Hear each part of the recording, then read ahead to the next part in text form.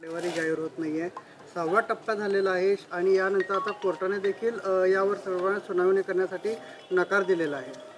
नाही, निवडणूक आयोगानं पारदर्शकपणे आकडेवारी द्यावं असं आमची अपेक्षा असते. लोकांना माहिती कळली पाहिजे. संध्याकाळी रात्री मतपेट्या सील होतात. मतपेट्या सील झाल्यानंतर प्रत्येक जिल्ह्याला एक वेगळा अधिकारी निवडणूक निरीक्षक म्हणून नेमला जातो. त्या निरीक्षकांचं काय काम असतं?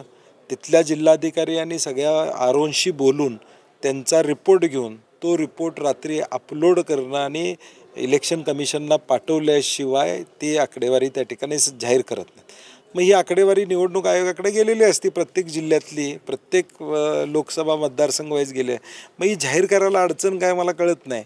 म्हणजे यातून एक संभ्रमावस्था, एक वेगळ्या पद्धतीची अवस्था निर्माण करण्याचा प्रयत्न आहे. आकडेवारीत काय घोळ करण्याचा प्रयत्न त्या ठिकाणी कशा पद्धतीनं करतायत आम्हाला माहीत नाही. परंतु लोकांच्या तिकडे आकडेवारी आहे. EVMची आकडेवारी प्रत्येक बूथ वाईज टक्केवारी किती झालेली आहे, किती मतं पडलेली आहेत, ही आकडेवारी साधारणपणे उपलब्ध आहे. 17C फॉर्म अनेक ठिकाणी आलेले आहेत. 17C कायद्यात आहे. 17Cच्या फॉर्मची माहिती देणं कायद्यात आहे. तीसुद्धा निवडणूक आयोग देत नाही. म्हणजे किती दबावाखाली हे आयोगसुद्धा वागतं हे या देशामध्ये सिद्ध होतं. महाराष्ट्र शासन किंवा मुख्यमंत्री ॲक्शन मोडवर अजून आलेले नाही. काय सध्या राज्याची परिस्थिती आणि तुम्ही काय सांगता? नाही, मला वाटते आचारसंहिता असली तरी दुष्काळाच्या बाबतीत उपाययोजना करणं अभिप्रेत आहे. मुख्यमंत्री बैठक घेतात, 5-5, 4-4 पालकमंत्री अनुपस्थित राहतात. म्हणजे शासनाची गांभीर्य या बाबतीत लोकांच्या प्रती किती आहे हे यातून दिसून येते. किंबहुना आत्ता फील्डवर जाऊन पालकमंत्र्यांनी त्या जिल्ह्यामध्ये निदान कलेक्टरना भेटलं पाहिजे. बैठक घेऊ शकत नसतील आचारसंहितेचं कारण सांगून, परंतु या कारणाकाळी किमान कलेक्टरना ऑफिसला ते स्वतः जाऊ शकतात, भेटू शकतात आणि काय उपाययोजना केली माहिती लोकप्रतिनिधी म्हणून घेऊ शकतात. परंतु दायित्व आमचं लोकांच्या परी नाही आहे, हेच या सगळ्या वागण्यातून दिसून येतं. काळंबावाडीसाठी मोठ्या प्रमाणात निधी आला होता गळतीसंदर्भात, तर अजूनही ते काम चालू झालेलं नाही किंवा काय स्थिती? नाही, काळंबावाडीला मागच्या काळात देखील सातत्यानं चर्चा होत होती. मधल्या काळात त्याला निधी मंजूर झाला, परंतु त्याचा DPR तयार करणं, नागपूरपर्यंत त्या सगळ्या प्रक्रिया गेल्या. आम्हाला अपेक्षा होती की काम त्याचं फेब्रुवारीमध्ये चालू झालं असतं तर या पावसाळ्याच्या आधी झालं असतं. मग हा संपूर्णपणे सरकारचा निष्काळजीपणा आहे की हे काम मुदतीत पैसे मिळाले म्हणता मग काम का सुरू झालं नाही, टेंडर झालं म्हणता मग काम का झालं नाही. म्हणजे तांत्रिक मुद्द्यावर हे काम रेंगाळायचं, म्हणजे प्रशासनावर कुठलाही दबाव त्या ठिकाणी नाही आहे. प्रायोरिटी कुठल्या कामाचे ते कुठेही कुणाला कळत नाही. सगळेजण सत्तेच्या भोवती फिरत चाललेले आहेत. त्यामुळं प्रत्यक्ष फील्डवरचं काम याच्यात कुणाचाही गांभीर्य नाही आणि लक्ष नाही हे दिसून आलेलं आहे. कारण की पावसाळ्याच्या आधी पूर्ण करावं अशा सूचना सगळ्यांनी दिल्या असं आम्ही वर्तमानपत्रात वाचलं. म्हणजे राज्यातल्या सगळ्या प्रमुख पदावर असणाऱ्या सगळ्यांनी दिल्या, होणार होणार होणार, काहीच अजून झालेलं नाही, ही वास्तवता आहे.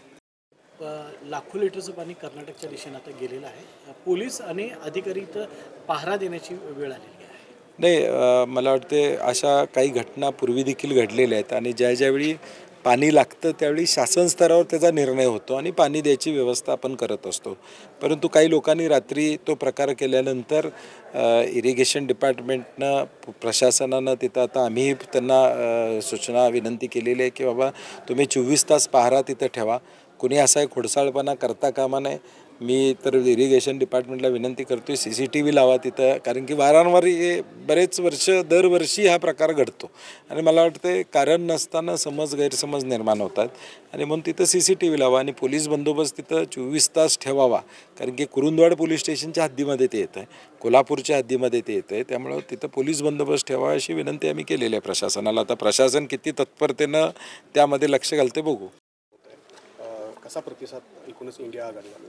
नाही, देश पातळीवर तुम्ही विचार केला तर आपल्याला लक्षात येईल की इंडिया आघाडीचा स्थापना ही एकास एक या उमेदवारीवरून झालेली आहे. म्हणजे एकास एक उमेदवार असणं देशामध्ये अभिप्रेत होतं आणि लोकांना पर्याय मिळालेला आहे की बाबा आज 10 वर्षातला जो काही खोटा कारभार आहे तो लोकांच्यापर्यंत आता लोकांना कळून चुकलेला आहे आणि आम्हाला निश्चितपणे खात्री आहे की देशामध्ये जे वातावरण पहिल्या टप्प्यामध्ये होतं ते पहिल्या टप्प्यातलं वातावरण आता शेवटच्या टप्प्यापर्यंत प्रचंड बदललेलं आहे आणि इंडिया आघाडीची सत्ता येईल अशा पद्धतीचं वातावरण देशामध्ये निर्माण झालेलं आहे. आणि काळंबावाडीसाठी मोठ्या प्रमाणात निधी आला होता गळती संदर्भात, तर अजूनही ते काम चालू झालेलं नाही किंवा काय स्थिती?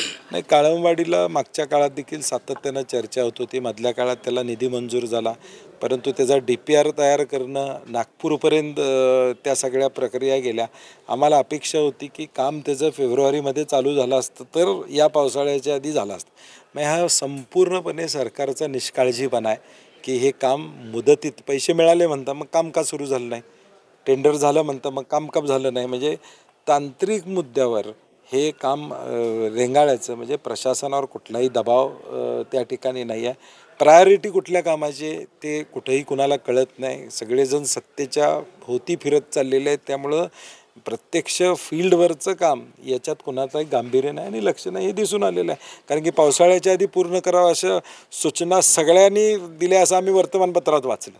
म्हणजे राज्यातल्या सगळ्या प्रमुख पदावर असणाऱ्या सगळ्यांनी दिल्या होणार होणार होणार, काहीच अजून झालेलं नाही ही वास्तवता आहे. ABP माझा, उघडा डोळे बघा नीट.